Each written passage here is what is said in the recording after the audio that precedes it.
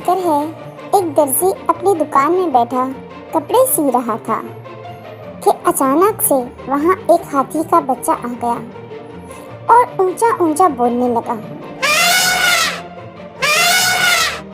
درزی نے اس کو ایک روٹی کا ٹکڑا دیا۔ ہاتھی کا بچہ بہت بھوکا تھا۔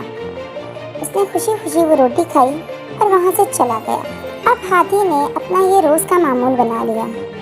وہ روزانہ آتا اور درزی کی دکان سے روٹی کا ٹکڑا لے کر چلا جاتا۔ ایک دن ہاتھی آیا۔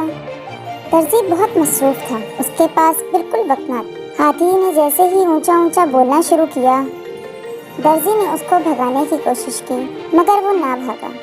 غصے میں آ کر درزی نے اس کو روٹی کی بجائے سوئی چبھا دی۔ ہاتھی درد اور تکلیف سے رونے لگا اور وہاں سے بھاگ گیا۔ اگلے دن ہاتھی پھر آ گیا، لیکن اس دن اس کی سونڈ میں کیچڑ بھری ہوئی تھی۔ اس نے اپنی سونڈ سے کیچڑ درزی کے کپڑوں پر پھینک دیا۔ درزی کے سارے کپڑے خراب ہو گئے۔ درزی سر پکڑ کر رونے لگا۔ اگر آپ کو میری ویڈیو اچھی لگی ہو تو اسے لائک کریں، سبسکرائب کریں اور شیئر کریں۔ Bye bye.